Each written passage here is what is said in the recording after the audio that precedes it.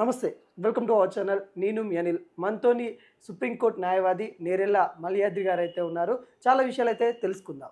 Sir నమస్తే sir. నమస్తే అండి. సార్, గౌతమ్ అదానీ జగన్ లంచాలు ఇచ్చారని చాలా ఆరోపణలు వస్తూ ఉన్నాయి.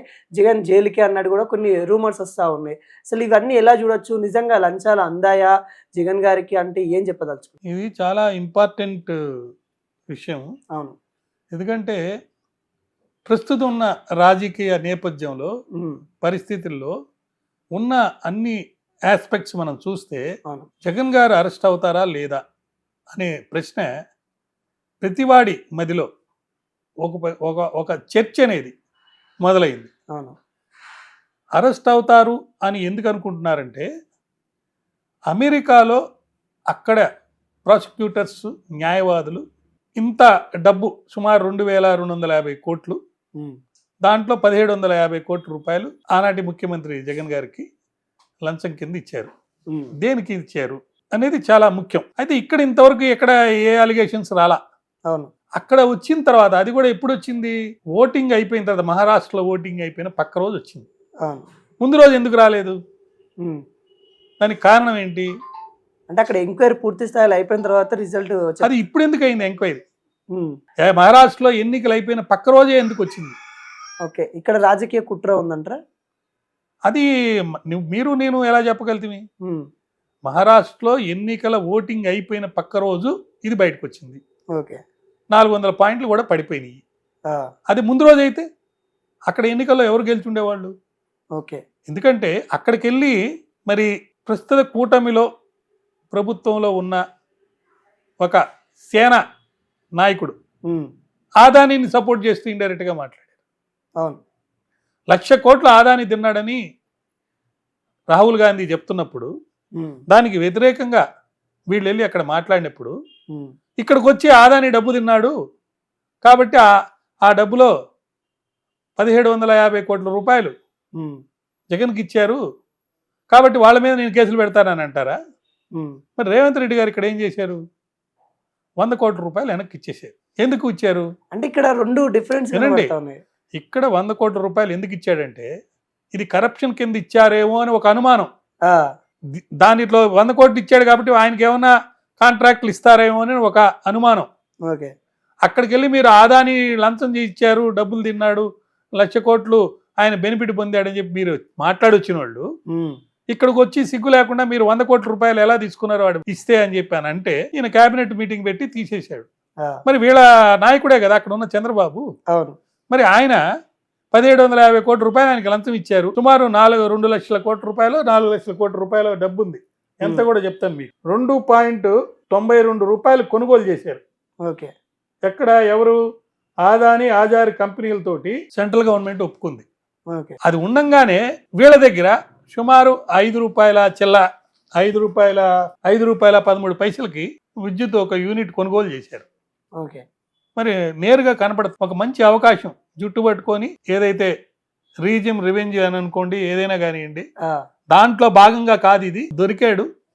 గతంలో ఉన్న కేసుల్లో ఆయన ఏం చెప్పాడంటే నేను అసెంబ్లీకి పోలేదు, నేను ఎప్పుడు ఎక్కడ ఏ తప్పు చేయలేదు, మా నాన్న అధికారంలో ఉన్నాడు కానీ అంత మాత్రాన నేను నేరం చేసిన ఎట్లా అవుతుంది, నేను ఒక డాక్యుమెంట్ మీద సంతకం పెట్టలేదు కాబట్టి ఆ కేసులో నన్ను శిక్ష పడే అవకాశం లేదు, అది లేదని చెప్పి నన్ను ఎవ్వరూ ఏం చేయలేదని చెప్పి అంటున్నాడు. ఇప్పుడు ఎలా తప్పించుకుంటాడు? ఈయన అధికారిగా ఉన్నాడు, ఈయన ముఖ్యమంత్రిగా ఉన్నాడు, ఇంత డబ్బుల డిఫరెన్స్ తోటి రేట్లతోటి మరి మీరు ఎలా కాంట్రాక్ట్ ఆయనకి ఇచ్చారు అని దాన్ని రద్దు చేయమని కూడా వీళ్ళు అడుగుతున్నారు. మరి రద్దు చేసే అవకాశం అయితే ఉంది, మరి రద్దు చేసే పవర్స్ కూడా ఉన్నాయి, మరి రద్దు చేస్తారా లేదనేది మనం చూడాలి. అయితే ఇక్కడ ముఖ్యమైన ఇంకొక విషయం ఏంటంటే అంతర్రాష్ట్ర పంపిణీ నష్టాలు, జిఎస్టీ పెరుగుదల, సోలార్ ప్యానల్స్ ధర పెంపు రూపంలో ఒక్కో యూనిట్కి 43 పైసలు అదనంగా చెల్లించడానికి కూడా ఒప్పుకున్నారు. ఓకే. దీనివల్ల ఒక 870 కోట్ల రూపాయలు అదనంగా చెల్లించాల్సి వచ్చింది. ఇది ఒక సపరేట్ అలిగేషన్. ఈ అలిగేషన్ లేకపోతే 3,750 కోట్ల రూపాయలు మాత్రమే. తర్వాత ఇంకో 1,56,151 కోట్లు 25 ఏళ్లకు గాను నష్టం. ఇప్పుడు ఈ కొత్త అలిగేషన్, ఇంకోటి అలిగేషన్ చెప్పాను కదా, 870 కోట్ల రూపాయలు, దానివల్ల 5 రూపాయల 13 పైసలకి పెరిగింది. అంటే 4 రూపాయల 70 పైసలకి అగ్రిమెంట్ అయ్యి ఈ 3 ఈ మూడు ఏంటి, జిఎస్టి పెరుగుదలైంది, ఉమ్. అంతర్రాష్ట్ర పంపిణీకి నష్టాలు జరిగినాయి, సోలార్ ప్యానల్స్ ధర పెంపు. ఓకే, అవును. ఇవి సపరేట్ గా ఇక్కడ ఉన్న స్టేట్ గవర్నమెంట్ చేసినటువంటి పర్టికులర్ యాక్షన్స్. ఉమ్. దీనివల్ల ఒక 870 కోట్ల రూపాయలు పెరిగి ఒక్కో యూనిట్ కి ₹5.13 చేరుకుంది, ఎక్కువ చేరింది. ఇది ద్రోహమా, దారుణమా, అవునా కాదా? ఎవరు చేయాలి? ఇప్పుడున్న ప్రభుత్వం చేయాలి. అవును. ఎవరు ప్రభుత్వాలు? అక్కడ కూటమి ప్రభుత్వం, ఓకే. సెంటర్లో ఆయన. ఆ, సెంటర్లో అలిగేషనే మోడీ మీద 1,00,000 కోట్లు మహారాష్ట్రలో ఆయనకి మీరు లబ్ధి చేకూర్చారు. ఉమ్. మరి మోడీ ఆదాని మీద చర్యలు తీసుకుంటాడా? నెంబర్ 1. ఓకే. నెంబర్ 2, ఇక్కడ ఎవరున్నారు ప్రభుత్వంలో? పవన్ కళ్యాణ్ గారు ఉన్నారు. అవును. ఆయన ఎవరి యొక్క ఆధ్వర్యంలో నడుస్తున్నాడు? కూటమి. బీజేపీ కూడా ఉంది పవర్లో. అవును. ఇక్కడ ఈయన సహకరించకపోతే రాష్ట్రానికి ₹10 డబ్బులు కూడా రావు. ఇప్పుడు 15,000 కోట్ల రూపాయలు అమరావతికి ఇచ్చింది, అది ఏ డబ్బు తిరిగి కట్టాలా, పడలేదా, సబ్సిడీనా, ఊరినే ఇచ్చారా క్యాపిటల్కి? ఉమ్. మళ్ళీ నిన్న ఒక 14,000 కోట్ల రూపాయలు వెళ్ళి వరల్డ్ బ్యాంక్ లో అప్పు తెచ్చారు. అవును. ఈ 30,000 కోట్లతో నడుస్తుంది. ఇప్పుడు మహారాష్ట్రలో ఆయన గెలిచారు. వాళ్ళు గెలిచిన ఆనందం ఇప్పుడు లేదు. మొన్న దాకా గెలిచిన ఆనందం బ్రహ్మాండంగా నిన్నటిదాకా జరిగింది. ఉమ్. ఇప్పుడు ఆడ ఎవరు ముఖ్యమంత్రి, ఎవరు ఉప ముఖ్యమంత్రి, అది పెద్ద కొట్లాట. అవును. మళ్ళా సోనియా బిడ్డ ప్రియాంక గాంధీ గారు, ప్రియాంక కాదు, అత్యధిక కోట్ల మెజారిటీతో గెలిచి ఉమ్. రాహుల్ని తలదినే విధంగా అవును. ఆమె ఒక పెద్ద నాయకురాలయ్యి ఆమె ముఖ్యమంత్రి ప్రైమ్ మినిస్టర్ అవుతుందేమో. మోడీ తర్వాత ఎవరని చెప్పుకోలేని పరిస్థితిలో ఉన్న బీజేపీకి ఉమ్. మహారాష్ట్రలో గెలిచిన ఆనందం పక్కకెళ్ళిపోయింది. ఓకే. జార్ఖండ్ లో గెలిచిన ఓడిపోయిన దుఃఖం, ఇక్కడ ఈ అమ్మాయి గెలిచి మరొక ఆల్టర్నేటివ్ ఉమ్. ప్రైమ్ మినిస్టర్ పోస్ట్ కి ఆల్టర్నేటివ్ ఎవరంటే ఈమె అన్నట్టు వచ్చింది. ఆమెను తీసుకొని ఇప్పుడు రేవంత్ రెడ్డి గారు ఇక్కడ తీసుకొచ్చి ఇక్కడ మళ్ళీ సంబరాలు జరుపుతున్నారు. ఉమ్. ఏమండి, అవునవును. కర్ణాటకలో కాంగ్రెస్ గెలిచింది, ఉమ్. అవును.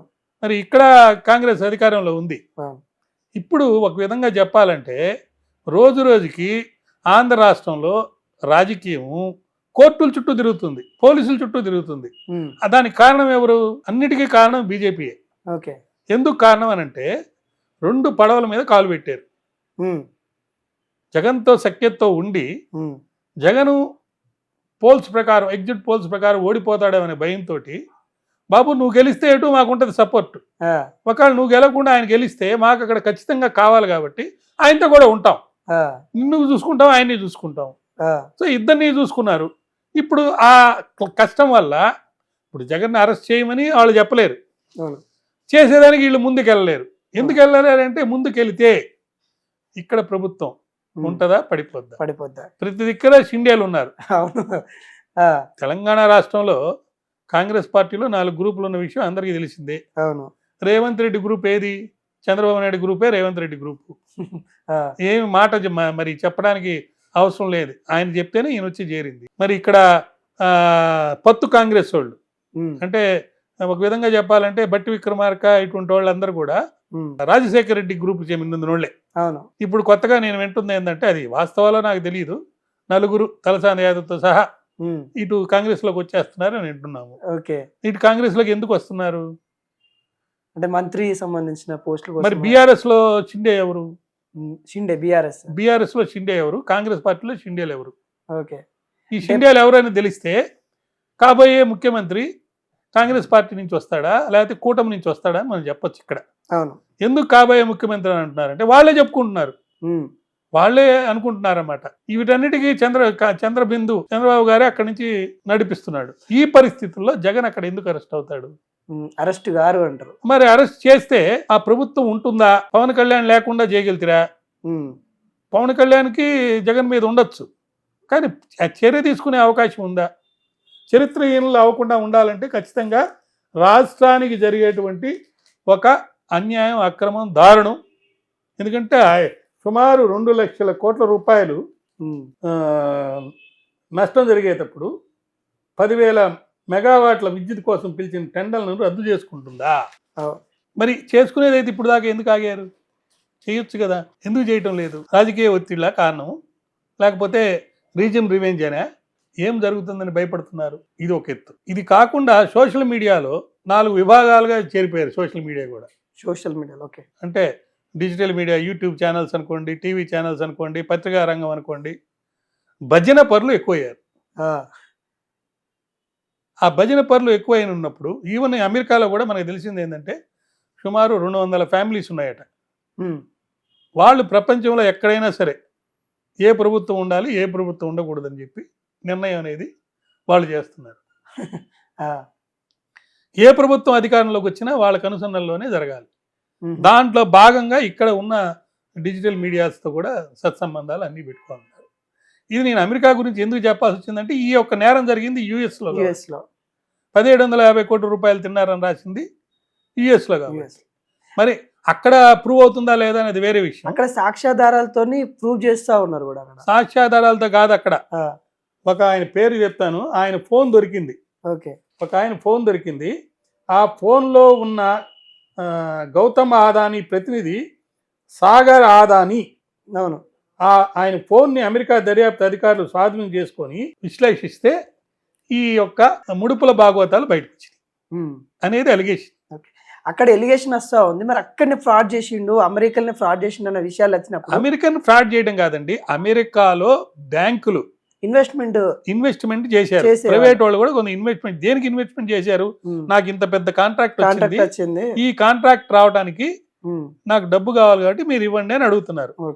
సో లంచం ఇచ్చి కాంట్రాక్ట్ తెచ్చుకున్నారనే విషయాన్ని చెప్పడం లేదని ఒక కేసు, 2 కేసులు పెట్టారు అక్కడ. క్రిమినల్ సివిల్ కేసులు అమెరికాలో పెట్టారు. దేని విషయాలకు సంబంధించి పెట్టారు? అన్ని కూడా ఇండియాలో జరిగిన సంగతులకు సంబంధించి పెట్టారు. మరొక ముఖ్యమైన విషయం ఎవరు చెప్పండి మీకు చెప్తున్నా. 2250 కోట్లు 1750 కోట్లు జగన్ తిన్నాడంటే మిగతా డబ్బు ఏ రాష్ట్రాల వాళ్ళు తిన్నారు? వాళ్ళ ఆ రాష్ట్రాల్లో ఎందుకు ఇంతవరకు చలనం లేదు? అది కూడా విద్యుత్కి సంబంధించి రాష్ట్రాల పేర్లు వస్తున్నాయి కానీ అలా నాయకుల పేరు రావటం లేదు. అక్కడ ఏ కేసులు పెట్టలేదు. ఇక్కడ అసలు కేసు ఎవరు ఎందుకు పెట్టడం లేదు? సరే వీళ్ళ సంగతి అటు పక్కన పెడదాం, లేకపోతే ఈ భజన పరులు అయినటువంటి వాళ్ళు కూడా పక్కన పెడదాం. వీళ్ళు కాకుండా కొంతమంది నిక్కాసుగా నిబద్ధతతోటి క్రమశిక్షణతోటి పనిచేసే ప్రజాస్వామ్యవాదులు చాలా మంది ఉన్నారు. కొన్ని పత్రికలు ఉన్నాయి, కొన్ని సోషల్ వర్క్ చేసే వాళ్ళు ఉన్నారు, డెమోక్రటిక్ ప్రిన్సిపల్స్ కోసం ప్రాణాలు సైంది. వాళ్ళు కూడా ఇప్పుడు ఏం మాట్లాడటం లేదు. వాళ్ళు కూడా ఎందుకు పబ్లిక్ ఇంట్రెస్ట్ లిటిగేషన్ పిటిషన్